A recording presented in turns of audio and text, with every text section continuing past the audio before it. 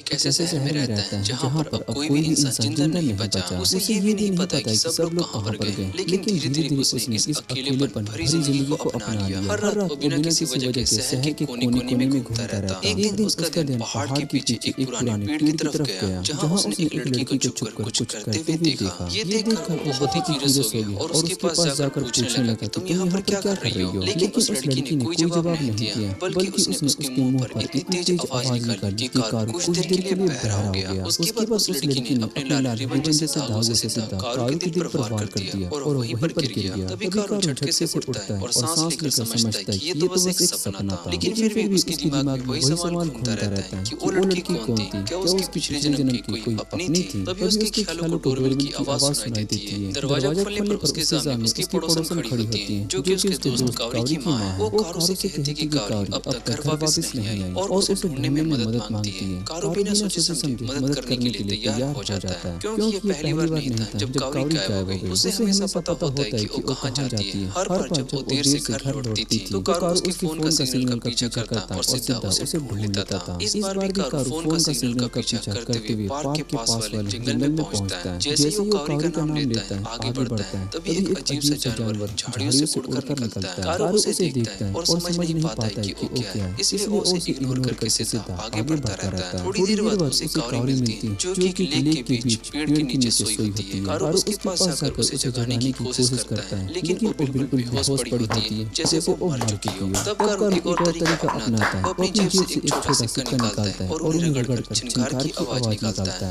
जैसे ही आवाज होती है, कावरी का शरीर रिएक्ट करता है और धीरे धीरे उठ जाती है। कारू उसको घर तक छोड़ने के लिए आता है। जैसे ही वो घर पहुंचते हैं, कावरी अपनी माँ की आंख खोलती है और थोड़ी कंफ्यूज होती है, जैसे उसे कुछ याद ही नहीं हो। कारू उसे कैजुअली बात करता है और कहता है कि अंदर जाकर आराम कर लो। उसके दिमाग में ये भी था कि उनके बीच एक अमीर और गरीब का अंतर है, इसलिए वो ज्यादा बात नहीं करता। कावरी के घर जाने के बाद कारू को अचानक लगता है कि जैसे कोई उसे देख रहा हो। ये सोचकर वो थोड़ा सा घबरा जाता है और जल्दी से घर जाकर अपने ब्लैंकेट के अंदर घुस जाता है। रात बिल्कुल शांत होती है, लेकिन तभी उसका बेडरूम का दरवाजा धीरे से खुल जाता है और कोई उसके ब्लैंकेट के अंदर आ जाता है। कारू नींद में होता है और उसे महसूस होता है कि कुछ उसका हाथ छू रहा है और फिर अचानक उसके हाथ को काट लेता है। ये महसूस होते ही कारू घबराकर बेड से उछल पड़ता है। कारू ने सोचा कि शायद उसने कोई अजीब सा सपना देखा है, लेकिन जब उसने देखा कि उसके कान पर अब भी थोड़ा सा ड्रोन लगा हुआ है तो वो काफी घबरा गया। इस वजह से उसने उस रात जमीन पर सोया। अगली सुबह जब वो स्कूल जा रहा था, उसके हाथ पर बाइट का निशान भी आ गया। कारू बताता है कि उसका शहर एक एक्सपेरिमेंट का हिस्सा है, जहाँ पर फॉरेस्ट ग्रोथ पर फोकस किया जा रहा है। यहाँ के लोग और अथॉरिटीज पूरी तरीके से एनवायरनमेंट को सुधारने में लगे हुए हैं, इसीलिए ये जगह बहुत ही शांत और सुकून भरी लगती है। जैसे ही कारू क्लास में घुसा, एक लड़की ने उसे गुस्से भरी नजर से देखा। उसका नाम था योशिनो। कारू नहीं समझ पाया कि लड़की इतनी नाराज क्यों है। योशिनो, जो कि स्कूल की सबसे नोटोरियस स्टूडेंट थी, उसने उसे पकड़ लिया और चिल्लाते हुए बोला कि कारू के चेहरे से लग रहा होता है कि उसे कुछ याद ही नहीं है। तो योशिनो उसे पंच करने वाली थी ताकि उसे याद वापस आ सके। तब कारू ने जोर लगाया और उसे कल की बात याद आ गई। योशिनो ने उसे रूफटॉप पर लड़ने के लिए चैलेंज किया था, क्योंकि कारू उसे बार-बार तंग करता था और मजाक उड़ाता रहता था। उसने चैलेंज को एक्सेप्ट कर लिया था और कहा था कि जब तक मिल ना ले घर मत जाना, अब सब भूल जाना। योशिनो के लिए और भी ज्यादा इरिटेटिंग था। उसका गुस्सा चरम पर था और उसे मारकर सीधा हॉस्पिटल तक पहुंचा देना चाहता था। तभी एक लड़की ने क्लास के बाहर से आकर दोनों को रोका। वो थी लूसिया, स्टूडेंट काउंसिल प्रेसिडेंट। वो दोनों को पनिश करना चाहती थी, लेकिन तभी टीचर आ गया और क्लास स्टार्ट होने वाली थी, इसलिए वो चुपचाप अपनी सीट पर वापस चली गई। लेकिन जाते जाते भी वो कारू को घूरते हुए गई। 3 पीरियड के बाद ब्रेक हुआ और तब कावरी क्लास में आई। तभी योशिनो ने कारू को कहा कि चलो अब फाइट कर लेते हैं और अपना हिसाब चुकता करते हैं। उसका बोलने का अंदाज इतना फनी था कि कारू हंस पड़ा और हंसते हुए उसका थोड़ा सा सलाइवा योशिनो के चेहरे पर चला गया। ये देखकर योशिनो और ज्यादा गुस्सा हो गई और वो सोचने लगी कि उसे कैसे परफेक्ट पंच मारा जाए। इतने में कावरी भी वहां पर आ गई और मजाक में शामिल हो गई। ऐसे ही तीनों हंसते खेलते दोस्त बन गए। कावरी के पास ज्यादा दोस्त नहीं थे। योशिनो एक डेलिकेंट था और कारू खुद सबसे बात करता था, पर किसी के साथ ज्यादा क्लोज नहीं था। रात में कारू लगा कि उसे फिर से स्लीप पैरालाइज हो रहा है, लेकिन जब उसने कंबल हटाकर देखा तो वो वही लड़की थी जो कि पहले उसके सपने में आई थी और वो दोबारा उसके हाथ को काटने लगी थी। अगले दिन स्कूल में कारू फिर से उसी लड़की के बारे में सोच रहा था और इतना खो गया था कि अपने रास्ते पर ध्यान भी नहीं दे पा रहा था। चलने चलने में वो एक कार्डबोर्ड बॉक्स को ट्रिप कर गया और सीधा जमीन पर गिर गया। तब तक उसे ये भी नहीं पता था कि ये बॉक्स वहां पर कैसे आ गया। जैसे ही वो उठा, उसने देखा कि एक लड़की पेड़ पर अटकी हुई है। कारू उसके पास गया और पूछा कि क्या वो ठीक है। लड़की ने कहा कि वो ठीक है, लेकिन अभी पेड़ में अटकी हुई है और नीचे नहीं उतर पा रही। कारू ने मदद की ऑफर दी, लेकिन लड़की ये डर रही कि शायद से उसका अंडरवियर देख लेगा। कारू ने वादा किया कि उन्हें नहीं देखेगा और फिर लड़की को नीचे उतारने में मदद की। बातचीत के दौरान लड़की ने अपना नाम बताया, जिहाया, एक नई ट्रांसफर स्टूडेंट। उसकी कहानी थोड़ी सी अजीब लग रही थी, पर पता चलता है कि वो ब्लैक कैट बॉक्स लेकर पहाड़ पर चढ़ रही थी, फिर गिर गई और यहीं पर अटक गई। कारू ने उसे सिंपैथी दिखाई और बॉक्स उठाने में मदद करने की ऑफर की। बॉक्स काफी भारी था, लेकिन कारू ने अपने प्राइड के लिए इजीली उठा लिया। वो अपना पूरा एफर्ट लगा रहा था, हाथ और पैर काम कर रहे थे। और जिहाया ये देखकर थोड़ी सी परेशान हो गई कि शायद से कार स्कूल तक पहुंचने से पहले ही थक जाएगा। दोनों बॉक्स के लिए स्ट्रगल कर रहे थे, तब कारू को ग्रिप स्लिप हो गया और जिहाया पीछे गिर गई। पहले कारू की गलती से अंडरवियर देखा, फिर तुरंत सॉरी बोला। जिहाया एम्बैरेस्ड और गुस्से में अपने सामान लेकर भाग गई और कारू को प्राइवेट बुला लिया। दुनिया वैसे भी कारू के लिए बहुत ही छोटी लगी, क्योंकि जिहाया को उसी क्लास में पैलेस किया गया था जिसमें कारू था। जैसे किसी रोम-कॉम में होता है, उसका सीट कारू के बगल में था।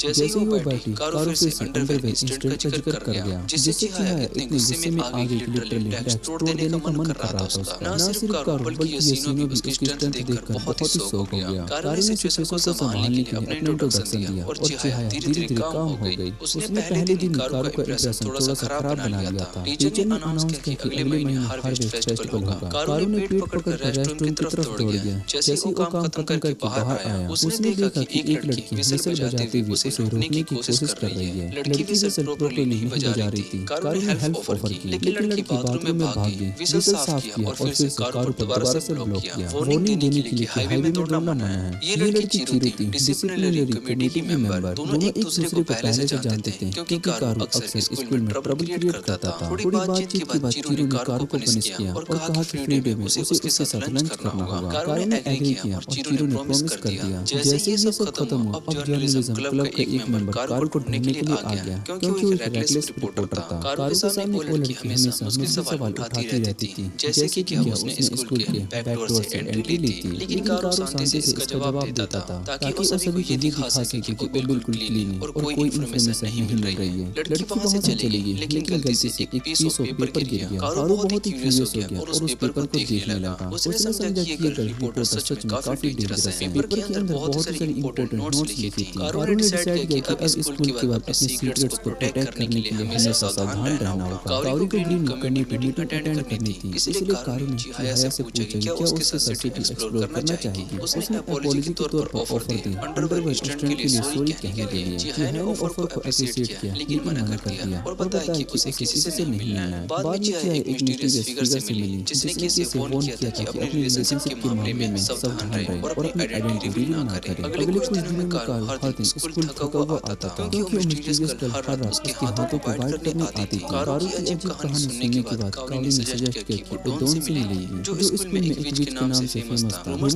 था कि एलियन मैजिक को यूज कर सकती है और शायद से कारू की हेल्प भी कर सकती। कारू ने वो पेपर निकाला जो कि उसने रेकलेस रिपोर्टर से लिया था और कंफर्म किया कि उसमें ओकलैंड क्लब के बीच सेडेंटी का नाम लिखा था। क्यूरियस कारू ने कारू को इनवाइट किया स्कूल के बाद उस विच को ढूंढने चले और कारू खुशी एग्री कर गई। कारू ने यासीनो से पूछा कि क्या वो भी साथ आएगी, ताकि लोग सोचे कि वो कपल नहीं है, लेकिन यासीनो ने मना कर दिया, क्योंकि इसलिए दोनों सिर्फ अकेले ही चले। शुरुआत में उनके पास कोई क्लू नहीं था, इसलिए उन्होंने स्कूल में सब कुछ पूछा। भले स्कूल में इधर-उधर दौड़ते रहे, तभी उन्हें कुछ भी नहीं मिला।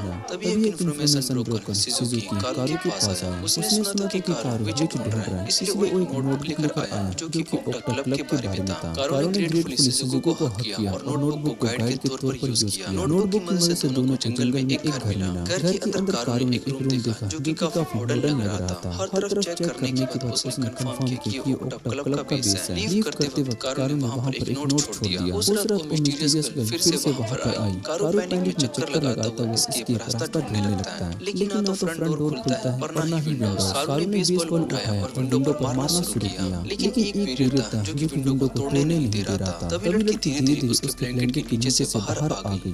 कारू ने दरवाजे पर जोर से थपथपाया और काटो का नाम पुकारा मदद मांगने के लिए। जैसे ही उसने काटो का नाम लिया, मिस्टीरियस गर्ल अचानक से गायब हो गई और कारू का सोल लगभग उसके साथ ही निकल जा रहा था। अगले दिन कारू ओक्टा क्लब वापस आया। उसके मैसेज के जवाब डेस्क पर खून से लिखा था, वर्ड्स होते हैं 2 दिन में तुम मर जाओगे। कारू काफी ज्यादा शॉक हो गया, लेकिन तभी उसकी नजर एक सर्वे सीट पर पड़ी। सब कुछ नॉर्मल लग रहा था, लेकिन एक पर्टिकुलर क्वेश्चन उसका ध्यान खींच लिया। क्वेश्चन था, अगर तुम्हें पावर मिले तो क्या तुम दुनिया को बदलोगे या फिर खुद को? ये पढ़कर कारू गहरी सोच में चला गया। स्कूल का बेल बज गया, दिन खत्म होने का सिग्नल मिला। घर जाते वक्त चिहाया कारों के पास दौड़ी। दोनों एक दूसरे को सिर्फ कुछ ही दिन से जानते थे, लेकिन चिहाया इतनी कैजुअली उसका नाम ले रही थी, जो कि कारों को बहुत ही सरप्राइज कर गया। कारों उस वक्त पास से जा रही होती, वो ग्रीनी कॉमेडी में बिजी थी। कारों ने मौका लिया और चिहाया को कारों से मिलवा दिया। दोनों लड़कियां काफी जल्दी फेमिलियर हो गई। कारों बहुत जल्दी में थी, इसलिए कारों ने चिहाया को सिटी में घूमने का ऑफर दिया। चिहाया को ये भी पूछा था और वो काफी बहुत ही खुश हो गई थी। जाने से पहले कारों ने दोनों का मजाक बनाया कि एक दूसरे को पेट नेम से बुलाए। फिर कारों ने अपनी छोटी सी बाइसिकल पर चिहाया को राइड पर ले गया। दोनों नैरो एलिस और वेंडिंग से गुजरे। सनसेट का गोल्डन लाइट रेस फील्ड पर पड़ रहा था। कारों ने चिहाया को एक स्पेशल जगह पर ले गया, मरल का हेडक्वार्टर्स। ये दुनिया का सबसे फेमस एनवायरमेंटल ऑर्गेनाइजेशन था। टूर खत्म होने के बाद कारों ने बाइसिकल चिहाया को दी और कहा कि वो स्कूल में फिर से मिलेंगे। उस रात कारों स्कूल वापस गए, एक मिस्टीरियस मैसेज के पीछे चलकर, जो कि उसने आफ्टरनून में रिसीव किया था। उसने स्पेसिफाइड क्लासरूम में जाने की कोशिश की, लेकिन हर बार एंटर करते ही वो दूसरे क्लासरूम में आ गया। ये लोग चलता रहा और आखिर में उसे लाइब्रेरी तक आ ही गया। थक कर स्कूल के वेंडिंग मशीन के पास आराम से बैठ गया और कॉफी की कैन खरीदी। तभी फिर से एक चिलिंग सेंसेशन उसकी स्पाइन से ऊपर चली गई। फुटस्टेप्स की आवाज स्टेयरकेस से आने लगी। जैसे कार ने देखा, मिस्टीरियस गर्ल फिर से सामने आ गई। अचानक कार के दिमाग में अजीब सी यादें रस करने लगी। यादें जिसमें वो बार-बार उस लड़की के हाथों मारा जा रहा था। हर बार मौत के डर से उसके रात के सपने भी हॉरर लग रहे थे। कारों पैनिक में भागता रहा, लेकिन वो लड़की हमेशा उसके पीछे ही रहती थी। स्कूल का हॉलवे सीमा के बिना लंबा लग रहा था। हर क्लासरूम का दरवाजा बंद था। कारों ने डेस्परेशन में अपनी स्ट्रेंथ खत्म कर दी और चेयर के पास गिर गया। उसकी आंखें थोड़ी धुंधली हो गई थी। तभी एक क्लासरूम का दरवाजा धीरे से स्लाइड हुआ। कारों ने सोचा कि शायद से उसको बचाया गया, उस तरफ भागा। लेकिन जैसे ही वो अंदर घुसा, बाहर से अजीब क्रिएचर्स आने लगे। वो क्रिएचर्स कारों को चेस कर रहे होते हैं। कारों दौड़ता रहा। वो क्रिएचर्स कारों को चेस कर रहे थे। कारों दौड़ता रहा और आखिर में स्टीयरवेल तक पहुंच जाता है, जहां वो क्रिएचर्स उसका पीछे छोड़ देते। नीचे देखते स्टीयरवेल में हॉलवे की तरह एंडलेस लग रहा था। थक कर वहां पर बैठ गया। कॉफी का सिप लेने के लिए कैन खोला, लेकिन तभी मिस्टीरियस गर्ल फिर से सामने आ गई। पैनिक में कारों को फिर से भागना पड़ा और कॉफी के लड़की के हाथ में गिर गई। लड़की ने सिप लिया और थोड़ी क्यूरियोसिटी के साथ कॉफी को टेस्ट चेक की। मीनवाइल कारों एक बहुत ही बड़े दरवाजे के पास पहुंचा। दरवाजे के अंदर एक और एंडलेस कॉरिडोर था। आवाजें गूंज रही थी, जैसे कोई डिमांड कर रहा हो कि कुछ वापस लाओ। लेकिन कारों को समझ में नहीं आ रहा था कि क्या वापस लाना है। वो एक्सेलरेशन स्किल का यूज करके एस्केप करने की कोशिश करता है, लेकिन फिर अचानक स्किल को कैंसिल कर देता है और एक पंच मारता है कॉरिडोर में छुपी एक फिगर पर। वो फिगर कुछ गोब्लिन जैसा लग रहा था। गोब्लिन ने एक्सपेरिमेंटली कहा कि वो कारों का ब्लड पीना चाहता है। तभी एक और बीइंग आई और गोब्लिन को रोक दिया। उसने उसके फ्रेंड को डांटा और फिर अपने इंट्रोडक्शन दिया। पिंक क्रिएचर बोला, मैं पैंटी हूं, और ग्रीन क्रिएचर बोला, मैं गिल हूं। गिल कंटिन्यूअसली सॉरी फील कर रहा था और कारों का ब्लड पीने के लिए भीख कर रहा था। कारों ने थोड़ा सा ब्लड दिया और फिर से दोनों क्रिएचर उसके साथ वहीं पर अननोन जगह चले गए। कारों को पता चला कि ये क्रिएचर ट्रैश बिंग के नाम से जाने जाती हैं। तभी एक लाउड नॉइज हुई। कारों ने देखा एक जायंट मॉन्स्टर वहां पर नियरबाई सो रहा था। तीनों को क्वाइटली वहां से निकलना था, लेकिन जब वो फ्लाई कर रहे थे, गिल अचानक स्नीज कर दिया और मॉन्स्टर जाग गया। तीनों ने तेजी से फ्लिक किया। मॉन्स्टर ने बस एक ही फ्लिक में उनके हाथ को ब्लॉक कर दिया। कारों और क्रिएचर बहुत ही कंफ्यूज हो गए, समझ में नहीं आ रहा था कि क्या करें। तभी मिस्टीरियस गर्ल वापस आई, हाथ में कॉफी का कैन लेके। मॉन्स्टर ने एक टेंटकल विंग किया उनकी तरफ। कारों ने एक्सेलरेशन का यूज करके लड़की के टेंटकल से निकल गया। एक्सीडेंटली कॉफी कैन गिर गया। लड़की थोड़ी सी गुस्से में आई। लड़की ने अपने रिवॉल्वर का यूज किया और मॉन्स्टर का एक टेंटकल स्लाइस कर दिया। फिर उसने मॉन्स्टर के हेड को रिपीटेडली व्हिप किया, उसको दर्द में डालते हुए। मॉन्स्टर ने लेजर मोड को एक्टिवेट किया। लड़की ने फैमिली एक मैजिक सर्कल बनाया और लेजर को डिफ्लेक्ट किया। अटैक कंटिन्यू हुआ। अंत में लड़की ने डिवास्टेटिंग मूव यूज किया। मॉन्स्टर ब्लो अप हो गया और डिस्ट्रॉय हो गया। बैटल के आफ्टरमैथ में कारों एक क्रैक में गिर गया। इसके बाद हम देखते हैं कि कारों के सामने एक स्टैचू दिखाई देता है, जिसके हाथ में एक नोट होता है। उस नोट में लिखा होता है कि इसे ओक्टर क्लब में ले जाओ। वहां जाकर फाइनली कारों एकेडमी की वेज से मिलता है, जिसके बारे में सब रूमर्स चल रहे थे। वो विच अपना नाम श्रेया बताती है, जो कि एकेडमी की थर्ड ईयर विच होती है। कारों उसके सच होने से ज्यादा उसकी खूबसूरती देखकर बहुत ही हैरान हो जाता है, खासकर चांदनी रात में और भी ज्यादा सुंदर लग रही होती है। थोड़ी देर के बाद कारों उसे अपने साथ हुए सब कुछ बताता है, लेकिन सिर्फ उसकी बात पर विश्वास नहीं करती और अपना गेम खेलने लगती है। फिर वो कारों से एक सवाल पूछती है, तुम दुनिया बदलना चाहोगे या खुद को? कारों उसके सवाल का उल्टा जवाब देता है और उससे कहता है कि तुम सीरियस हो जाओ और मेरी मदद करो उस मिस्टीरियस लड़की के साथ, जो कि बार-बार मेरे हाथों को काट लेती है। सिर्फ उसे एक चाम देते हैं, जो कि स्पिरिट को भगाने का काम आता है, लेकिन ये बस एक सिर्फ मजाक होता है। वो पहले उसको एक पेपर क्लिप देती है है और कहती कि ये 4 ना, ताकि उसका मजाक उड़ा सके। कारू के इरिटेट होने के बाद भी वो उसे अगली चांस देती है, क्योंकि उसे भी देखना था कि क्या वो सच में काम करता है या फिर नहीं। उसके बाद दोनों अगले दिन मिलने का प्लान बनाते हैं। उसका सिर ने टीरू को भी ओकलट ज्वाइन करने के लिए बुलाया होता है। फिर एक सपने जैसे सीन में कारू अपने आप को बादलों के बीच में देखता है, जहाँ पर एक लड़की आती है जो अपना नाम टोमो को बताती है। वो कहती है कि मैं सिरे के द्वारा बनाई गई गार्डियन चाम जो तुम्हारी हिफाजत करने के लिए यहाँ पर आई हूँ। वो बहुत ही पावरफुल होती है और कारू से प्रॉमिस करती है कि वो उसे चैन से सोने में मदद करेगी। वो मजाक में ये भी कहती है कि अगर मैं बची रही तो हम दोनों एक डेट पर चलेंगे। तभी वो मिस्टीरियस लड़की फिर से आ जाती है, लेकिन इस बार वो चाम सीधा उसके मुंह में चला जाता है, लेकिन वो उसे तुरंत थूक देती है और कारू के कंबल के अंदर चली जाती है। थोड़ी देर के बाद वो चाम अपना असर दिखाता है, जिससे कि वो लड़की परेशान हो जाती है और वहाँ से चली जाती है। अगले सुबह कारू उदास होता है, क्योंकि उसे टोमो के जाने का दुख होता है। वो स्कूल जाता है और सप्लाई रूम का दरवाजा खोलता है, जिससे कि वो रात को दूसरी दुनिया में गया था, लेकिन इस बार कुछ भी नहीं होता। फिर वो क्लास में जाता है और कारू को सब कुछ बताता है। बात करने वाली क्रिएचर्स, बड़े-बड़े मॉन्स्टर और पूरी रात के इंसिडेंट्स भी। ये सब सुनकर कारू मजाक में कहती है कि तुम्हें ड्रग लेना बंद कर देना चाहिए यार। जब जिया क्लास में आती है तो कारू उसे भी पूरा इंसिडेंट बताता है। ब्रेक के टाइम कैफेटेरिया में कारू फ्री कॉफी काउंटर के पास खड़ा होता है और कंप्लेन करते हैं कि कॉफी कितनी खराब है और सब लोग उसको ड्रग्स लेने वाले समझ रहे होते हैं। उसे लगता है कि अब कुछ करना चाहिए। तभी वो अपने दोस्त शीनो को देखता है और उसके साथ मजाक करने का सोचता है। वो ये शीनो को एक स्ट्रॉबेरी आइसक्रीम देता है, जिसमें उसने ऊपर से हॉट सॉस डाल रखा होता है, लेकिन ये शीनो पहले उसके फ्रेंड से वाकिफ होता है, इसलिए दोनों आइसक्रीम कोन को एक दूसरे के साथ उल्टा सीधा करने लगता है। ऐसा करते करते वो गलती से किसी और आइसक्रीम के साथ चेंज हो जाती है और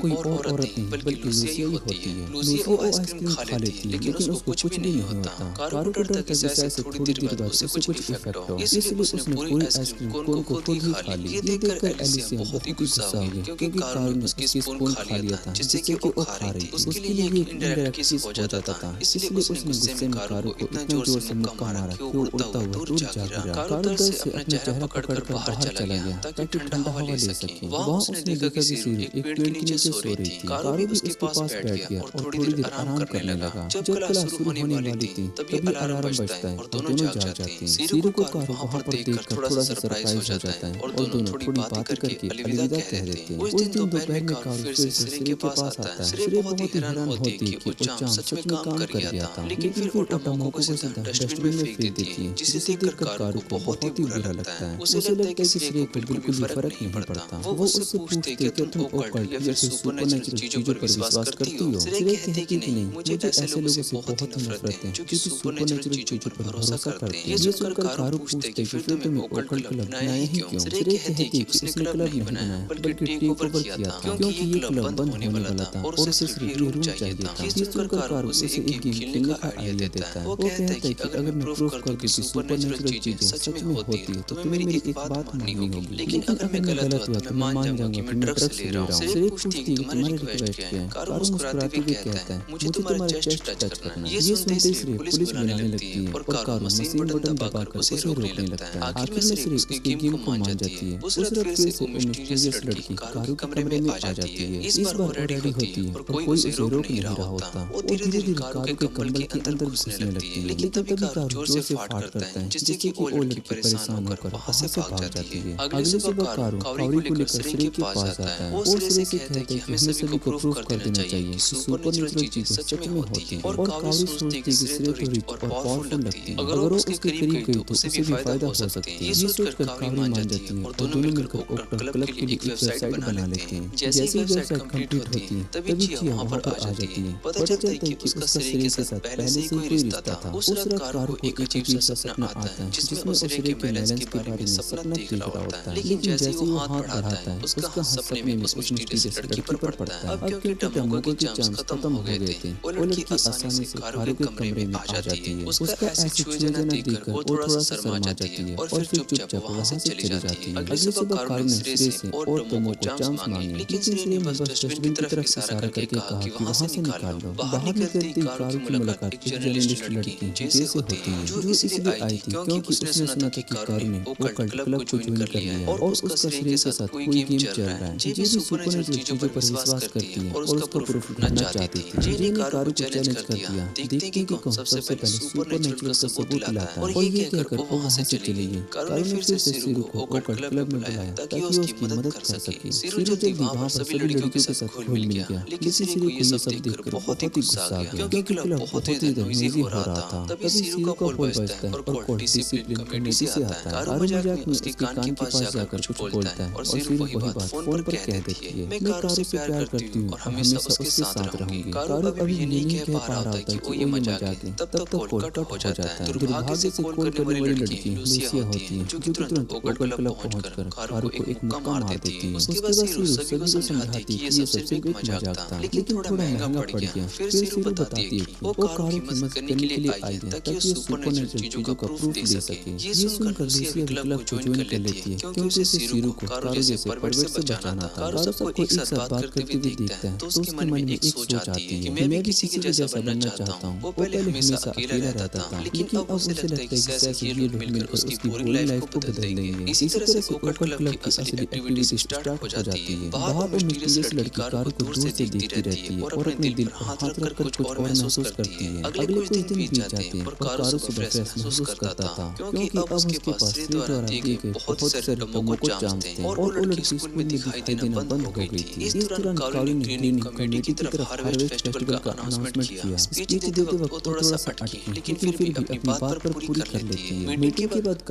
It's free, fun, and effective. Download Duolingo, the #1 language learning app. Hi uncle, मेरा हीटर नहीं चल रहा है। एक्स्ट्रा रजाई होगी क्या?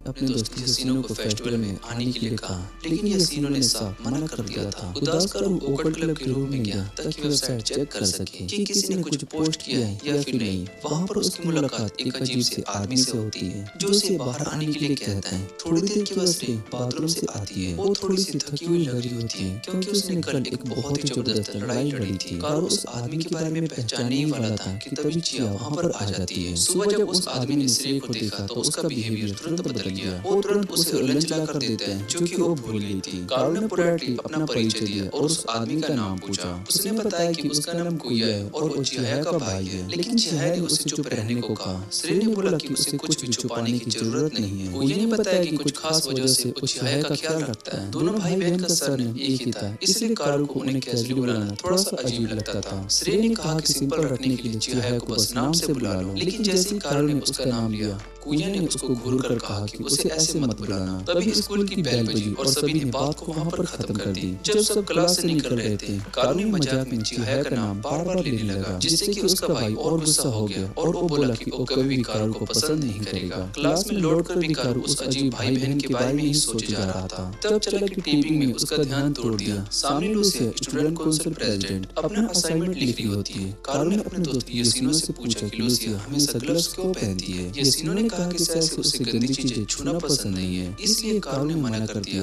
और बोला कि शायद से वो ग्लव्स किसी डार्क पावर को सील करने के लिए। यासीनो ने सरप्राइजली उसकी बात को मान ली और दोनों उस टॉपिक पर मजाक करने लगे। दोनों को टीचर ने क्लास डिस्टर्ब करने के लिए डांट दिया। स्कूल के बाद ओक्टोप क्लब में सब मिले। कारू बहुत ही एक्साइटेड था क्योंकि किसी ने उसकी वेबसाइट पर एक पोस्ट की थी। बाकी सभी खुशी से ज्यादा स्नैक्स और मस्ती में बिजी थे। उन्हें कारू की घोस्ट स्टोरी में बहुत ही इंटरेस्ट नहीं था। जब सबने ध्यान से पोस्ट देखी तो लिखा था कि किसी स्टूडेंट ने स्कूल गार्डन में एक अजीब सा क्रिएचर देखा जिसका नाम सोकोलो था। सब सोचने लगे कि वो कैसा दिखता होगा और क्या खाने लायक है। श्रेय ने बोला कि वो बस एक मोटे सांप जैसा है, पर कारू को अब तक अपने एक्सपीरियंस के बाद लगता था कि वो सच में हो सकता है। उसने कहा कि अगर वो सुनोको को ढूंढ ले तो श्रेय को उसे अपने बोस छूने देंगे। ये सुनकर सब हंस पड़े और फिर ग्रुप ने डिसाइड किया कि वो स्कूल के गार्डन में जाकर सुनोको को ढूंढेंगे। कारू बोसेस के अंदर कुछ ढूंढ रहा होता है, तब उसके हाथ में कुछ नरम और बहुत ही गोल सा महसूस हुआ। उसने सोचा वो सुनोको है, पर जब खींच कर देखा तो वो लूसिया का बर्ड था। अगले सेकंड में लूसिया ने उसे जोर से पीट दिया। तभी एक असली मोटा सांप वहाँ पर आ गया। कारू उस पर जंप कर गया, लेकिन चिया ने उसे अपनी ताकत से तुरंत ही पकड़ लिया, लेकिन वो सांप फिर से खींचकर भाग गया। कारू ने हार नहीं मानी और उसके पीछे दौड़ पड़ा। चिया ने कारू को रोककर पीछे देखा तो उन्हें एक अजीब सी औरत दिखाई दी जो उस सांप से सांप को खींचने की कोशिश कर रही थी। वो बड़े कॉन्फिडेंट अंदाज में बोली, मैं पार्ट टाइम सेल्स पर्सन हूँ और part time real creature Hunter भी, लेकिन असली में उसका का मेन काम सेल्स ही था और ये हंटिंग तो वो सिर्फ अपने लग्जरी शॉपिंग और ट्रेवल के शौक के लिए करती है। उसने बताया कि उसे स्नो को पकड़ने का काम मिला था क्योंकि किसी ने ऑक्टो क्लब की वेबसाइट पर उसके लिए रिक्वेस्ट डाली थी। अपनी बात कहकर वो हंसते हुए वहाँ से निकल गई क्योंकि लंच ब्रेक खत्म होने वाला था। सब अपने अपने रास्ते पर चले गए। कारू ने भी एक बन लिया खाने के लिए और देखा कि सिरू भी वहाँ पर बैठकर लंच करने वाली है। कारू को याद आया कि उसने उसके साथ लंच करने का प्रॉमिस किया था और उसके पास बैठ गया। खाते वक्त कारू ने ध्यान से देखा और सिरू ने एक आई पैच लगा रखा था। उसने पूछा, क्या तुम्हें कोई बीमारी है? सिरू थोड़ी देर के लिए चुप रही, फिर मुस्कुराते हुए बोली, मैं बताती हूँ लेकिन तुम प्रॉमिस करोगे किसी को भी नहीं बताओगे। कारू ने तुरंत हाँ कहा। तब उसने अपना पैच उतारा और देखा है कि उसकी दोनों आंखें अलग रंग की है, एक नीली और एक भूरी। वो कहने लगी कि वो लोग अक्सर उसे अजीब समझते हैं इसलिए वो पैच पहनती है। कारू ने हल्का सा स्माइल करके कहा, तुम्हारी आंखें तो बहुत ही खूबसूरत हैं। ये सुनकर सिरू शर्मा गई और उसके गाल भी लाल हो गए। लंच के बाद कारू ने एक कैनेट कॉफी ली और उसका कैन रास्ते में ही फेंक दिया। तभी अचानक लूसिया आ गई और उसने सारी गार्बेज अलग अलग करने को बोला। उसने कहा, जो गलती करता है उसे साफ भी वही करना पड़ता है। कारू ने उसे रेसिस्ट किया लेकिन फिर उसे पूरा कचरा क्लीन करना पड़ा, हर कैन को ढूंढना और सोर्ट करना। काफी देर तक सफाई करने के बाद कारू थक कर घास पर लेट गया। लूसिया उसके पास आई और बोली, ये सजा तुम्हें जरूर मिलेगी उस दिन के लिए जब तुमने मुझ पर हाथ लगाया था। फिर उसने उसे इन्वायरमेंटल प्रोटेक्शन पर पूरा लेक्चर देना शुरू कर दिया। कारू चुपचाप सुनता रहा और जब वो फाइनली खत्म हुई तो वो हमेशा की तरह मजाक में बोला, वाह लूसिया, तुम तो एकदम परफेक्ट इंसान हो, दुनिया में तुम जैसी कोई भी नहीं है। लूसिया थोड़ा शर्मा गई लेकिन जैसे ही कारू ने फिर से ताना मारा उसने उसे जोर से पंच मारा और हवा में उड़ता हुआ दूर तक आ गई। शाम तक कारू इन्फ्रारेड में ही पड़ा रहा, फिर मुश्किल से अपना शरीर घसीट कर घर लौटने लगा। रास्ते में उसने देखा कि वो मिस्टीरियस गर्ल किसी चीज से भाग रही है। कारू ने तुरंत उसे देखकर अपनी एबिलिटी एक्सेलरेशन का यूज किया और उसके पीछे दौड़ पड़ा। वो बिल्डिंग से बिल्डिंग पर कूदता गया, हवा में उछलता हुआ उसका पीछा करता रहा। असल में उसकी पॉसिबल स्पीड नहीं थी, वो अपने शरीर के स्ट्रक्चर को रीराइट करता रहा। जैसे उसके मसल और फ्लेक्सेस कुछ सेकंड के लिए सुपर ह्यूमन हो जाते हैं, लेकिन उसका एक साइड इफेक्ट भी होता है। जब वो अपनी बॉडी को बदल लेता है तो उसे वापस नॉर्मल पोजीशन में आना बहुत ही मुश्किल हो जाता है। इसलिए कारू अपनी पावर को छुपाता रहा क्योंकि अगर कोई जान लेता है कि वो अपनी बॉडी को लिखने मिटाने की ताकत रखता है तो उसकी जिंदगी फिर कभी नॉर्मल नहीं रह पाएगी। अभी तक अपनी स्किल अपग्रेड किए बिना कारू उस लड़की को पकड़ नहीं पाया। जल्दी उसने न उसे और न उसके पीछे जो भी था कोई निशान देखा। शांति के बीच अचानक से एक अजनबी कारू के रूम के पीछे आ गया। कारू ने उसे हंटर समझ लिया। वो आदमी एक वुल्फ को समन करके अटैक करने लगा। कारू बच नहीं पाया और अपनी घोड़ी के लेग्स पर भरोसा करके भाग गया। जिंदगी बचाने के लिए वो ट्रेन टनल में घुस गया। मुश्किल से सांस ले पा रहा था। वुल्फ ने जल्दी उसका पीछा कर लिया और कारू भागते हुए एक होल से ऊपर चढ़ गया जो कि एक माउंटेन तक जा रहा था। वुल्फ ने उसे पकड़ने के लिए जंप किया। कई दिनों तक कारू सोचता रहा कि शायद से वो मर जाएगा, लेकिन अचानक वुल्फ को किसी ने मार दिया। जब वो कारू के पास आया तो देखा कि वो रोड साइड डिनर में दोनों आदमियों के साथ था। उन्होंने कहा कि उन्होंने उसे पार्क में पाया था। जब कारू ने मॉन्स्टर के बारे में बताया तो उन्होंने शांति से रिएक्ट किया और सवाल करने लगे। एक जेंटलमैन जिसका नाम साका था ने बताया कि कुछ अज्ञात मॉन्स्टर आजकल ग्रीन सिटी में दिख रहे हैं। शायद जो कारू ने देखा वो उनमें से एक था। कारू ने उन दोनों से बात करते करते पहले वाली स्क्रीन चेस को भूल ही गया। बस रेल के बोझ को छूने की ख्वाहिश के चलते उसने उन अजीब क्रिएचर्स के बारे में और पूछा। साका ने कहा कि अगर वो क्यूरियस है तो उस सिटी में उनकी एंटी क्यू शॉप जा सकता है। अचानक चिरू पीछे आ गई और उसने कारू को नोटिस नहीं किया। जब तक कारू ने ग्रेड नहीं किया पता चलता है कि वो यहाँ पर रेगुलर है। थोड़ी देर के बाद कारू ने उसे सब कुछ सच बताया जो अब यहाँ पर हुआ था और अपने आर्म की स्क्रैच दिखाई। अजीब बात ये होती कि चिरू ने कुछ भी नहीं देखा। जब कारू ने फिर से देखा तो वाउंड गायब हो चुका था। कारू बहुत ही कंफ्यूज और डिसबिलीव में था। वो मान नहीं पाया था क्योंकि उसके पास तो उसकी बॉडी में परमानेंटली इनग्रेव्ड होने चाहिए थे। कुछ और गेस्ट भी आ गए और वो सिविल सर्वेंट लग रहे थे, लेकिन पूरी तरीके से नहीं। मील खत्म करके कारू ने चिरू को घर छोड़ दिया। वापस आते हुए कारू सोच रहा होता है कि जिंदगी और टफ हो सकती है और उसकी मदद कैसे कर सकता है। पीछे से कुया आ गया। उसने चिहाई के लिए आइसक्रीम ली थी। थोड़ी मस्ती करने के बाद उसने डिक्लेयर किया कि कारू अब उसका एनिमी है। अगले दिन दोपहर में कारू ने चिरू के साथ लंच किया, फिर ऑक्टो क्लब भाग गया श्री को बताने के लिए कि उसने किसी ऐसे इंसान को ढूंढ लिया है जो कि मिस्टीरियस फिनोमेना के बारे में जानता है। उसने ग्रुप को कल पार्क ले गया जहाँ पर रेमन स्टॉल था, लेकिन उसने कॉल पिक नहीं किया। लूसी ने ट्राई किया लेकिन कुछ नहीं हुआ। बाकी सभी ने गिव अप कर दिया और चले गए, छोड़ दिया कारू को अकेला सर्च करने के लिए।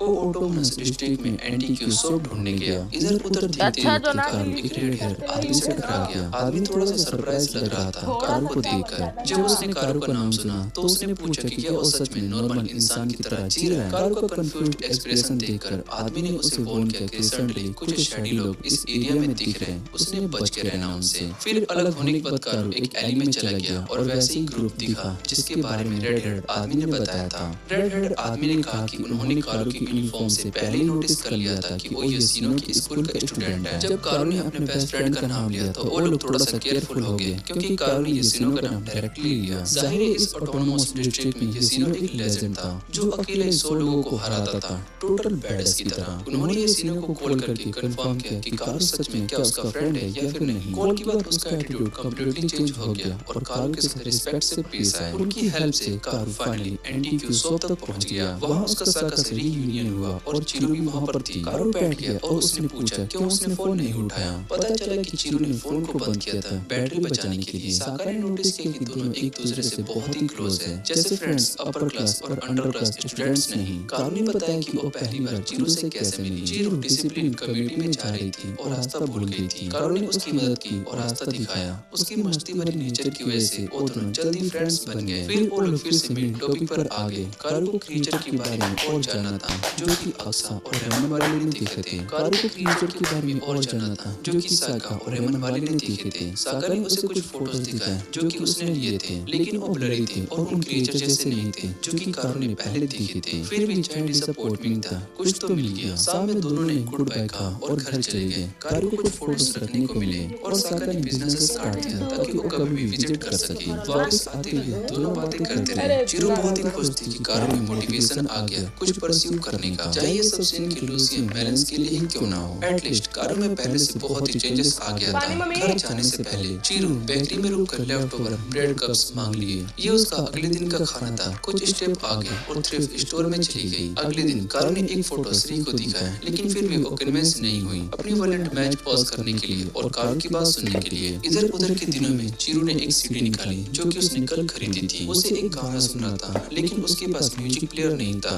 इसलिए उसने कारू से मदद मांगी। घर आकर कारू ने अपना पुराना म्यूजिक प्लेयर निकाला, वही जो कि बचपन में यूज करता था जब उसके पेरेंट्स उसे डांट रहे थे उसके नोटी बिहेवियर के लिए। कारू ने डिसाइड किया कि वो ये प्लेयर चिरू को दे देगा। चिरू खुशी से प्रॉमिस की मैं इसे हमेशा संभाल कर रखूंगी। अगले दिनों कारू ने रातें शांति से गुजारी। वो मिस्टीरियस लड़की की वजह से बहुत ही डिस्टर्ब नहीं हुआ लेकिन फिर भी उसके मन में एक अजीब सी अनईजी फीलिंग रहती थी। वो रात क्यों हुआ और वो लड़की कौन थी और वो आदमी जो कि उसके पीछे था वो कौन था। कारू को लगा कि चाहे वो कोई भी था वो बहुत ही डेंजरस था। उसके मन में ये ख्याल आया कि शायद शांति और सुकून जो वो चाह रहा था वो उसके लिए कभी नहीं था। अचानक क्लासरूम का डोर स्लाइड करते हुए खुल गया। वो मिस्टीरियस लड़की वापस आ गई थी लेकिन सिर्फ कारू ही उसे देख सकता था। बाकी सब बहुत ही कंफ्यूज हो गए और वो सोच रहे थे कि डोर अपने आप कैसे खुल गया। लड़की कारू के पास आई और उसके हाथ को बाइट कर दिया। कारू अजीब सी आवाज निकाल गया जिसने यसीनो की बॉडी में गूज़बम्प्स डाल दिए। लड़की ने सिंपली अपनी बात को खत्म की और जैसे ही अपना सलाइवा कवर्ड हाथ पे वापस लिया वो वहाँ से भाग गई। कारू भागकर सिनेरी को ढूंढने के लिए गया लेकिन वहाँ पर चिरू मिल गई जो म्यूजिक प्ले एंजॉय कर रही थी और खुशी से गाना गा रही थी। कोइंसिडेंटली चिरू को कारू से एक बात शेयर करनी थी क्योंकि कारू ने लोली पोर्ट्रेस रखी थी और बस्टी और सिस्टर को इम्पोर्टेंस नहीं दी। वो चिरू के साथ गया क्योंकि उसने उसको प्लेयर दिया था। चिरू के पास एक सरप्राइज था जो कि वो कारू को दिखाना चाहती थी। वो उसे एक टीचर के पास ले गई जिसका नाम मिशी था। मिशी ने उसे एक नियर बाय हिल तक ड्राइव किया। हिल पर पहुंचने से पहले चिरू ने कारू से कहा तुम्हें मैं अब जो दिखाने वाली हूँ उस पर पूरा विश्वास करना। अब चिरू ने कारू को एक हाउस तक ले गया। वहाँ दोनों चुपचाप बैठकर वेट करने लगे। वो लेट आफ्टरनून तक वेट कर रहे थे। आखिरकार एक कपल घर वापस आए। उन्होंने पूछा तुम दोनों यहाँ पर क्यों आए, लेकिन चिरू ने कोई जवाब नहीं दिया। उसने सिर्फ उनके फ्लावर गार्डन की तारीफ की और कारू को लेकर वापस हो गया। जैसे ही कपल का बच्चा बाहर आया क्यूरियस कारू ने पूछा ये लोग कौन थे। चिरू ने बताया ये मेरी फैमिली के मेंबर है। कारू बहुत ही हैरान हो गया क्योंकि ये लोग उसे पहचानते तक नहीं थे। अचानक चिरू रुक गई और कारू ने नोज जेंटली पोक किया और पूछा मेरा नाम याद है। कारू को हॉरर में याद नहीं आया। चिरू ने समझा कि उसकी स्पेशल एबिलिटी की वजह से हुआ है लेकिन कारू ने समहाउ अपना दिमाग जोर से लगाया। चिरू का नाम याद कर लिया और बोला। चिरू खुशी से स्माइल कर दी और उसकी आंखों में चमक आ गई थी। चिरू ने फिर अपनी स्टोरी बताई जब उसने पहली बार अपनी पावर डिस्कवर की। वो उसे कंट्रोल भी नहीं कर पाई। एक्सीडेंटली उसने अपने पेरेंट्स और यंगर सिस्टर का मेमोरी कैसे इरेज कर दिया। उसके फैमिली के लोग उसे भूल गए थे। चिरू ने ने बताया कि पहले उनका फैमिली खुशी से रहता था। वो अमीर नहीं थे, लेकिन फन और मस्ती बहुत ही होती थी। उसकी फेवरेट मेमोरीज में पेरेंट्स के साथ फिश ग्रिल करना, आउटिंग पर जाना और गार्डन में काम करना शामिल था। ये सब उसके मोमेंट्स उसके लिए बहुत ही प्राइसलेस थे। वो खुशी ज्यादा दिन तक नहीं टिक पाई। एक दिन एक क्रिएचर उनके घर पर अटैक कर गया। चिरो एक आंख में इंजर्ड हो गई और उसके फादर डेविड्स के एक टुकड़े से पीछे से छिल गया। जब वो अपनी वाइफ और डॉटर को प्रोटेक्ट कर रहे थे, केओस में एक स्पेशल टास्क फोर्स आई और थ्रेट को एलिमिनेट किया और फैमिली को एवेक्यूएट कर दिया। उसके बाद चिरो की पावर धीरे धीरे मैनिफेस्ट होने लगी और उसकी जिंदगी धीरे धीरे गिरने लगी। उसके हेटर रोमिना की वजह से स्कूल में उसको बुली किया जाता था। उसका फैमिली पहले की तरह फेस ग्रिल नहीं कर पाता था, क्योंकि उसकी मदर को फायर से डर लगने लगा था। अटैक के बाद जब उसकी एबिलिटी डिस्कवर हुई, एक आदमी आया और उसने एक बहुत ही बड़ा पैसा ऑफर किया उनके ऑर्गेनाइजेशन में ट्रांसफर होने के लिए। चिरो ने एग्री कर लिया और हर वीकेंड घर आती रही, लेकिन पैसा उसके पेरेंट्स के बीच फ्रिक्शन का साहब बन गया। चिरो ने उनके आर्गुमेंट्स को रोकने की कोशिश की, लेकिन फेल हो गई। उसे लगा कि ये सब उसकी गलती थी। उसने विश किया कि सब वैसे ही हो जाए जैसा पहले था। ये विश उसकी पावर को ट्रिगर कर गई और तब से उसका फैमिली उसे याद ही नहीं रख पाया। कार्ल ने ये सब सुनकर डीप सैडनेस फील की, एक लड़की के लिए जो कि इतना दर्द सह चुकी थी। उसने पूछा, फिर भी मैं तुम्हें याद कैसे रहता हूँ? चिरो ने जवाब दिया, क्योंकि मैंने अपनी एबिलिटी को कंट्रोल करना सीख लिया था। रात के वक्त दोनों वापस घर आ गए। वापस आते हुए कार्ल ने नहीं से पूछा कि वो भी ऑर्गेनाइजेशन का पार्ट है। नहीं ने सीधा जवाब दिया नहीं, लेकिन एक स्टबल नोट दिया जो कि कंफर्म कर रहा था। कार्ल ने आगे पूछा, क्या पावर्स इंसान के साथ जन्म से होती है? नहीं ने वैक्यू जवाब दिया, कहा कि ऑर्गेनाइजेशन का मानना है कि पावर्स ड्रग से पैदा होती है। कार्ल को याद आया वो मोमेंट जब चिरो ने उसके वाउंडेड हैंड को देखा था। शायद वहीं से सब कुछ शुरू हुआ। नहीं ने कहा कि और क्वेश्चन मत पूछो, क्योंकि ज्यादा सीक्रेट्स जानना कार्ल के लिए अच्छा नहीं होगा। उसने ये भी बताया कि चिरो के पास काफी ज्यादा पैसा है, लेकिन वो बहुत ही फेयरली रहती है। शायद इसलिए वो एक घर खरीदना चाहती है जो उसके फादर एक दिन अपनी फैमिली को देना चाहता था। ये सुनकर कार्ल और सीरियस हो गया और ये छोटी सी लड़की कैसे इतनी स्ट्रॉन्ग और डिसिप्लिन्ड हो गई। अगले दिन कार्ल वापस घर गया। वहाँ उसको एक प्रॉब्लम फेस करनी पड़ी। लूसिया ने एक्सीडेंटली बेसबॉल फॉरवर्ड में गिराया था और वो वापस नहीं कर पाई थी। उनका आर्गुमेंट इतना लाउड हुआ कि बाकी क्लब मेंबर भी आ गए। कार्ल ने जल्दी से बेसबॉल टीम को वापस कर दिया। उसने लूसिया को क्रिटिसाइज किया, कहा कि वो क्लीननेस के ऑब्सेशन में थोड़ी ज्यादा ही चली गई है।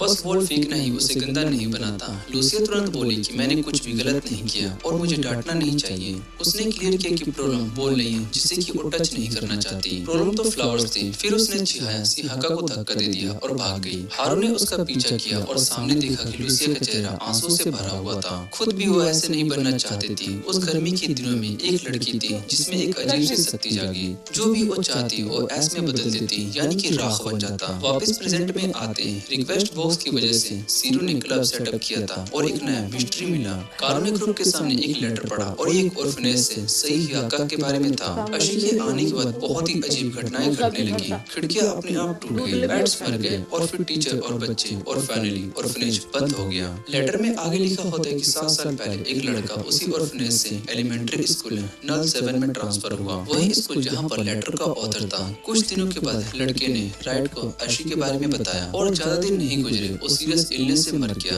कुछ लोग मानते हैं कि ये कर्ज था, क्योंकि उसने असी का स्लीप डिस्टर्ब किया था। उसका नाम था असी था। कार्ल ने सोचा कि अगर ये 7 साल पहले हुआ था तो किसी सीधा उनकी एज में होगा और उसको याद आया कि उसका बेस्ट फ्रेंड योशिनो भी उसी एलिमेंट्री स्कूल में गया था। 9 से 1 कार्ल ने डिसाइड किया कि वो कॉल करके पूछेगा। इस बीच कार्ल ने चिहाया और लूसिया को टेंशन चेक की। क्लब एक्टिविटीज के बाद वो भी गुस्से में थे। कार्ल ने सोचा कि पहले लड़कियों का कॉन्फ्लिक्ट सॉल्व करना चाहिए। कंट्री यार्ड में सीरू को देखकर वो उसके पास गया और बताया कि क्या हुआ है। सीरू एक पल के लिए चुप रही, फिर पूछी कि क्या कार्ल लूसिया का सीक्रेट जानना चाहता है। वो बता देगी, लेकिन एक कंडीशन के साथ कि कार्ल हमेशा लूसिया का फ्रेंड ही रहेगा मरते दम तक। और ये हैवी क्वेश्चन कार्ल को सोचने पर बहुत ही मजबूर कर दिया। लेट आफ्टरनून तक अभी के लिए उसने ये मैटर साइड में रखा और योशिनो को कॉल किया। उस समय योशिनो एक बूढ़ी औरत को स्ट्रीट क्रॉस करने में हेल्प कर रहा होता है। जब कार्ल ने किशिदा और योशी के नाम को मेंशन किया तो योशिनो कुछ भी नहीं बोलना, नहीं चाहता था कि डैड डिस्टर्ब हो। उसने कार्ल को फोन किया कि अगर वो और डील करे तो केयरफुल रहे, अगर क्लास शटर की आवाज सुने तो अपनी जान बचाने के लिए भाग जाए। अगले दिन स्कूल में योशिनो ने कार्ल को एक ओल्ड कॉन्ट्रैक्ट लिस्ट दी, कहा कि कैसे ये हेल्प करें। कार्ल फिर सीक्रेटली लूसिया का पीछा किया और कॉपी रूम तक गया। उसने उसे कहा कि वो लिस्ट डुप्लीकेट करने में हेल्प करे।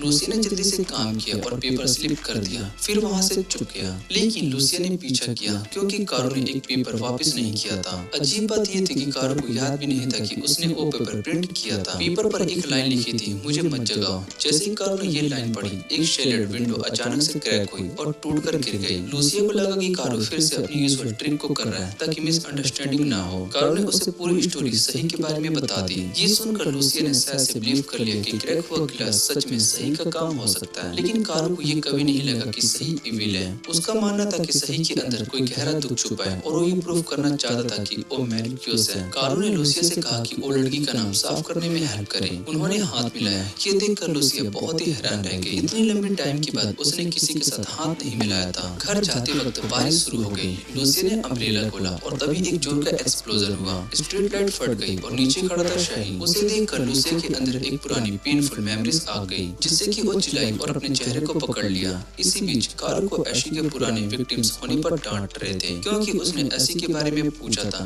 कुछ लोगों ने कहा कि कर्स अब भी खत्म नहीं हुआ। हार्ली डेड एंड तक खत्म हो रही थी। इस पॉइंट पर कारो के पास और कोई चॉइस नहीं थी, बस लूसिया पर डिपेंड करना पड़ा, क्योंकि उसने पहले ही उसे डायरेक्टरी पर लिस्टेड गर्ल से कंट्रोल करने का कहा था। अगले दिन लूसिया स्कूल नहीं आई। कारो ने कॉन्टेक्ट करने की बहुत ही कोशिश की, लेकिन वो रीचेबल नहीं थी। तभी नोइसी रिपोर्टर जोनो सामने आई। उसने सुना था कि कारो किसी अजीब काम में इन्वॉल्व है। उसने एक रिपोर्ट दी जो कि उसने ऐशी के बारे में लिखी थी। जोनो ने कहा कि उसका कोई भी बुरा इरादा नहीं है, बस वो दूसरे लोगों की हेल्प करना चाहती थी जो सुपरनेचुरल फिनोमेना के पीछे पड़े होते हैं। उसके बाद जोनो ने कारो से कहा कि वो एक दिन उसका फेवर रिटर्न करेगा और वहाँ से चली गई। कारो ने रिपोर्ट खोली और केयरफुली पढ़ना शुरू किया। रिपोर्ट में इंफॉर्मेशन के बेस पर उसने एक और आदमी को ट्रैक किया जिन्होंने सही को काउंटर किया था। आदमी ने विंडो ब्रेक होने की रिकॉर्डिंग चलाई और कुछ अजीब कहानियां बताई, लेकिन पता चला कि उसने सब कुछ एक्सैजरेट किया था इफेक्ट के लिए। वो कुछ भी सच में नहीं हुआ था। डिसअपॉइंटमेंट, कारो बारिश में घर वापस गया। सिर्फ एक यूजफुल चीज थी जो कि उसने सीखी थी। वो ऑर्फनेज जहाँ पर अशी रहती थी उसका नाम था सेंटा मिरोशिया पैलेस गार्डन। घर जाते वक्त कारो को अचानक स्पाइन में चिल महसूस हुई, जैसे कोई उसका हाथ पकड़ रहा हो। एक धीरे से आवाज ने उसके कान में फंसी, मुझे मत जगाओ। कारो का दिल तेज धड़कने लगा। उसे समझ में आया कि सही का राज सिर्फ सरफेस पर नहीं था, बल्कि कुछ और गहरा छुपा हुआ है जो कि अभी तक वेट कर रहा था रिवील होने के लिए। Just wow. Grab it, just grab it. Join me and explore Tango. I've connected with the most charming and flirty singles to make every chat feels like a first date.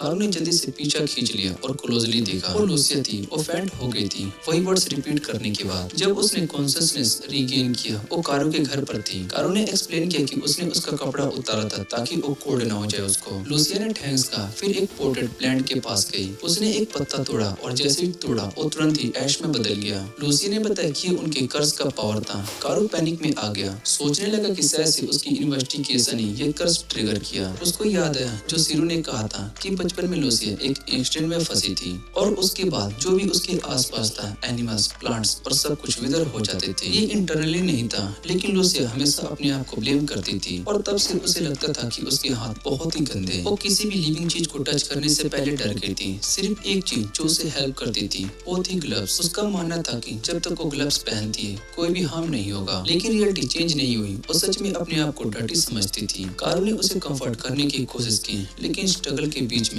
उसने उसे धक्का दे दिया। कुछ उसकी power गलती से कारो के आर्म को टच कर गई। लूसिया को घर तक छोड़ने के बाद कारो ऑर्फनेज आया। अब वहाँ पर हाई लेवल टॉक्सिक वेस्ट की वजह से रिस्ट्रिक्शन थी। वार्निंग इग्नोर करते हुए वो अंदर गया। अनअवेयर की सिक्योरिटी कैमरा से देखा जा रहा था। वो चर्च में गया और वहाँ पर 7 साल पुरानी कई ओल्ड फोटोज देखी, इंक्लूडिंग अश्विता की पिक्चर्स और फाइनली शाही की फोटो भी। जैसे ही उसने शाही की फोटो देखी वो तुरंत शटर्ड हो गई। कारो ने टर्न किया और बोला, it's nice to see you again Shahi या रेदर लूसिया। उसने पहले ये फिगर आउट कर लिया था और ये सब कॉन्ट्रैक्ट लिस्ट की वजह से पॉसिबल हुआ। एक नाम वका था जो मूव हो चुका था, एड्रेस आउटडेटेड था। फिर भी जब कारो ने उस मेंबर को कॉल किया, कर्स वहाँ पर एक्टिवेट हो गया। सिर्फ वो लोग जिन्होंने कॉन्ट्रैक्ट को लिस्ट किया था वो थी उसका बेस्ट फ्रेंड यशीनो और वो पर्सन जिसे उसने जानबूझकर लिसे के साथ अलाउ किया था। लूसिया ने तुरंत एडमिट किया कि उसने गिलास तोड़ दिया था और कारो को वार्न करना चाहता था कि इन्वेस्टिगेशन बंद करे। लेकिन कारो का ऑब्सेशन शाही की मिस्ट्री को सोल्व करने में बहुत ही स्ट्रॉन्ग था। कारो ने कहा कि बस तुरंत जानना चाहता था।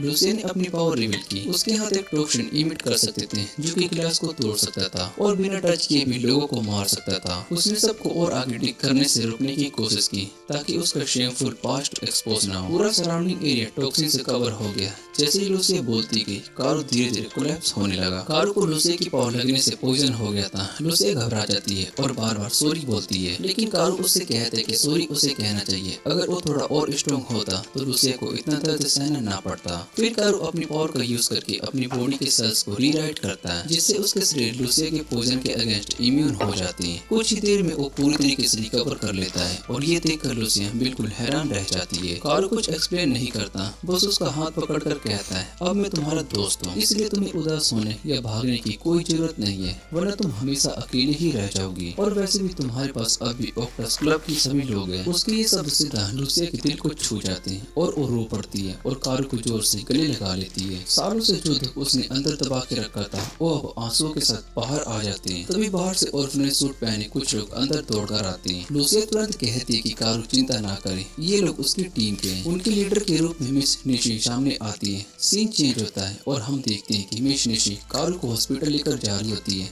ताकि उसका चेकअप कर सके। उन्हें इस बात से कोई फर्क नहीं पड़ता था, कारू का बॉडी लूसिया के पॉइजन में इम्यून है। हॉस्पिटल में निशी कारू को सब कुछ बताती है। वो एक ऑर्गेनाइजेशन से बिलोंग करती है जिसका नाम गार्डियन है। ये लोग उन सब इंसानों को इकट्ठा करते हैं जिनके पास स्पेशल पावर होती है ताकि वो मिलकर अर्थ की प्रोटेक्शन कर सके। निशी बताती है कि अभी एक ग्रीन सिटी खतरे में, क्योंकि कोई एक ऐसी इंटरनेट पास स्कीम मौजूद है जिसका एग्जिस्टेंस पूरी दुनिया का बैलेंस बिगाड़ सकता है। गार्डियन के हिसाब से ओ की एक ऐसा बीइंग है जिससे कि दुनिया का भविष्य तय होगा। उसकी वजह से लोगों का फेथ और बिलीफ सिस्टम तक प्रभावित हो रहे हैं। लेकिन एक और ऑर्गेनाइजेशन है जिसका नाम गाइया है। गार्डियन का उल्टा, गाइया चाहती थी कि ओकी का यूज करके प्लेनेट को अपनी पूरी अस्तित्व में वापस ले आए। यही दोनों ग्रुप्स के बीच में टकराव चल रहा है। निशी कारू को ये सब बताने के बाद वार्निंग देती कि ये इन्फॉर्मेशन अगर किसी को बताई तो वो दुनिया से गायब भी हो सकता है। कारू कहता है ठीक है, पर एक कंडीशन पर, लूसिया मुझे बेंटो बना कर देगी। ये सुनकर लूसिया थोड़ा सा शर्मा जाती है और गुस्से में कहती है कि तुम भी ना। फिर निशी हंसते हुए उन दोनों को अकेला छोड़कर चली जाती है। कुछ दिन के बाद कारू पूरी तरीके से ठीक हो जाता है और स्कूल वापस आता है। एक दिन जब वो वॉशरूम से निकल रहा होता है और लंच में क्या खाए ये सोच रहा होता है, तभी पीछे से कोई उस पर अटैक करता है और उसके होश उड़ जाते हैं। जब कारू होश में आता है तो चारों तरफ से अंधेरा होता है। उसकी आंखों पर पट्टी बंधी होती है और हाथ पैर बंधे होते हैं। वो खुद को छुड़ाने की कोशिश करता है, तभी एक पहचानी सी आवाज उसे शांत होने को कहती है और लूसिया होती है। लेकिन उसे छोड़ने से पहले लूसिया एक प्रॉमिस करने को कहती है। कारू को कुछ भी समझ में नहीं आता, फिर भी वो हाँ कह देता है और सीन वहीं पर क्लिफ हैंगर पर खत्म हो जाता है। इसके बाद हम देखते हैं कि लूसिया कारू की आंखों से पट्टी हटा देती है और उसके बंधे हुए हाथ को खोल देती है। कारू ये देखकर बिल्कुल शौक में रह जाता है, क्योंकि उसके सामने लूसिया एक मेड आउटफिट पहने हुए खड़ी होती है। हाथ में एक लंच ट्रे भी होता है और ये देखकर कारू की बोलती बिल्कुल बंद हो जाती है। उसने कुछ दिन पहले मजाक में बेंटो मान लिया था, पर लूसिया ने उसे सच में बना दिया। लूसिया के गाल लाल हो जाते हैं और उस शर्म के मारे अपना चेहरा एक तरफ घुमा लेती है। कारू मुस्कुराते हुए उसकी तारीफ करता है, कहता है कि आउटफिट बहुत ही सुंदर लग रही है और उसने कितनी मेहनत की है। लेकिन जैसे जैसे कारू उसकी तारीफ करता जाता है, लूसिया और ज्यादा एम्बैरेस हो जाती है। आखिर में उस शर्म के मारे उसे हल्का सा थप्पड़ मार देती है और कहती है कि बस करो। फिर दोनों शांत होकर एक साथ लंच करने बैठ जाते हैं। कारू उसके खाने की भी तारीफ करता है, जिससे लूसिया चैन की सांस लेती है। वो बताती है कि उसने पूरे दिल से ये बेंटो को बनाया है, लेकिन उसकी बॉडी में पॉइजन होने के कारण वो खुद टेस्ट नहीं कर सकती है। इस बार उसकी मदद सीरू ने की थी। सीरू ने एक स्पेशल मेडिसिन बनाई जिससे कि लूसिया थोड़ा टेस्ट फील कर सके। इस प्रोसेस के दौरान दोनों के बीच थोड़ी सी दोस्ती और गहरी हो गई। गार्डियन और स्कूल दोनों जगह सीरू ही लूसिया की एकमात्र असली दोस्त थी। ये सुनकर कारू बीच में बोल पड़ता है, तो क्या मैं कुछ भी नहीं हूँ? लूसिया थोड़ा हिचकिचाकर मुस्कुराती है और तब कारू कहता है, तुम्हारे पास अब मैं हूँ और पूरा ओकल्ट क्लब। लूसिया थोड़ा सा इमोशनल हो जाती है, लेकिन उसके दिल में अब भी चिहाया के साथ पिछले झगड़े की थोड़ी सी नोकझोंक चल रही थी। कारू उसका हाथ पकड़कर कहता है कि सब ठीक हो जाएगा, लंच के बाद तुम चिहाया से मिल लो। लंच के बाद लूसिया क्लब रूम में जाती है जहाँ चिहाया पहले से ही होती है। दोनों एक दूसरे को देखकर थोड़ा सा चुप हो जाते हैं, लेकिन फिर एक साथ अपने सर झुकाकर माफी मांग लेते हैं। दोनों एक दूसरे को माफ कर देती है और फिर से दोस्त बन जाती है। चिहाया मजाक में पूछती है, वैसे लूसिया तुम कारू की इतनी क्लोज क्यों हो गई हो? लूसिया मुस्कुराकर कहती है, वो मेरा दोस्त है और शायद इतने सालों तक अकेली रहने के बाद अब प्रॉपर डिस्टेंस रखना भूल गई हूँ। ये बात सुनकर सीरू भी मजाक में कारू के पास आकर उसके साथ चिपक जाती है। जाती है। जैसे कह रही हो कि ये मेरा क्लेम है, पर सबको दिख रहा होता है कि लूसिया का इन्फ्लुएंस थोड़ा सा अलग ही लेवल का है। तभी कारू खड़ा हो जाता है और अनाउंस करता है कि ऑक्टल क्लब वापस से एक्टिवेट हो गया है। आज का उनका मिस्ट्री है, ग्रीन सिटी में कहीं एक लेजेंडरी सोर्ड लगी हुई है जिसे सिर्फ एक ट्रू हीरो ही खींच सकता है। और ये सुनकर सब बहुत ही एक्साइटेड हो जाते हैं और इन्वेस्टिगेशन के लिए निकल पड़ते हैं। उनकी पहली डेस्टिनेशन होती है एक कैंडी स्टोर, जहाँ से वो सोर्ड पिछले 10 सालों से गिरी हुई है और अब तक कोई भी उसे नहीं निकाल पाया। तभी एक लड़का आता है जिसका नाम होता है योशिनो।